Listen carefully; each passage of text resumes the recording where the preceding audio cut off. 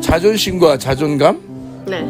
자존심하고 자존감이 원래는 좀 같은 맥락일 거야. 같은 종류인데, 이제 우리가 이제 굳이 이제 나눈다면, 자존감은 자기 속에서 내면에 있는, 이제 감정 같고, 또 이제 자존심이라는 거는 겉으로 드러나는 거고, 자존감은 속의 내면의 어떤 힘, 그러니까 내면의 감정, 자존심은 겉으로 드러나는 감정, 이런 것.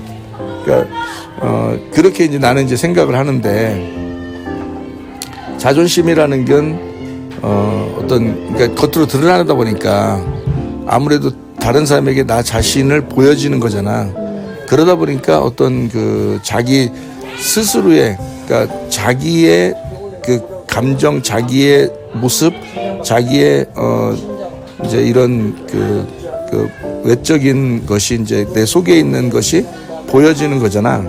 그러다 보니까 이제 원래 자존심도 있어야 되거든. 원래 자존심이라는 게 꼭 나쁜 것만 아니야. 뭐 너 왜 자존심이 강해 뭐 그러는데, 자존심이 강해야지.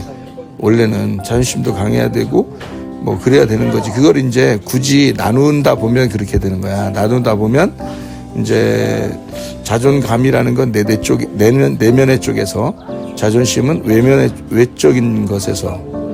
그러다 보니까 겉으로 드러나면 아무래도 사람들에게 나 자신을 보여지는 거기 때문에 그 사람들이 볼 때는 너의 독특한 거니까 너만 그런 거지 라고 생각할 수 있는 거야. 그래서 다른 사람들이 볼 때는 고집이 좀 있구나. 너의 특성이니까.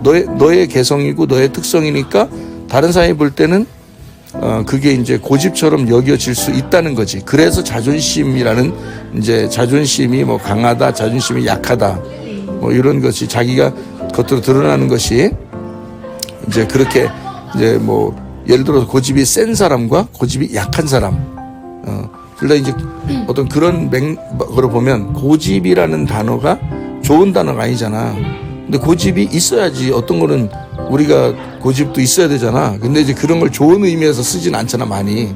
그러다 보니까 고집이 세다, 고집이 약하다, 자존심이 세다, 자존심이 약하다, 이런 식으로 나타내는 것 같아. 그런데 그거를 내면이 아니라 겉으로 드러나다 보니까 그렇게 이제 보여지는 것 같아, 그게.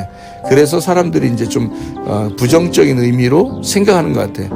원래는 자존심도 있어야 되는데 사람들이 자존심이 없으니까 그게 이제 속에 있는 원래가 자기가 준비된 내면, 그러니까 어릴 때부터 이제 자라나면서 자기에게 쌓여진 어떤 내면의 힘, 그걸 자존감이라 그러거든. 그 자존감이 이제 약하게 보이는 거야. 그러다 보니까 자존심만 센 거지. 그냥 뭐 겉으로 보여지는 건 좀 세게 보이는데 속에 사실 자존감이 별로 없는 거야. 그러니까 자기가 자존감은 별로 없는데 겉으로는 센 척 해야 되는 거야.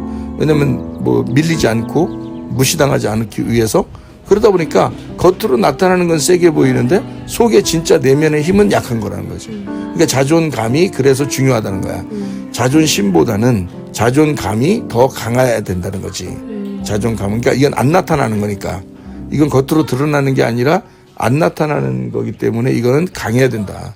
자존감이 훨씬 높아야 되고 자존감이 강해야 된다. 그러면 그건 어떤 사람이 이제 자존감이 높냐? 어릴 때부터 존중받은 사람. 인격적으로 존중받고 자라난 사람은 자존감이 높게 돼 있어. 그리고 인정해주고, 누군가가 나를 인정해주고, 누군가 칭찬해주고, 누군가 나를 이렇게 높여준 사람, 그렇게 이제 그런 받은 사람 있지. 그런 인격적으로 그렇게 받은 사람은 자존감이 높게 돼 있어. 그러다 보니까 겉으로는 표시가 나든 안 나든 별로 중요하게 생각 안 한단 말이야. 그러다 보니까 그 사람은 뭐 고집도 세지도 않고 어떻게 보면 뭐 어떤 면에서 자기가 자신감이 있는 거지. 자신감이 생기는 거야.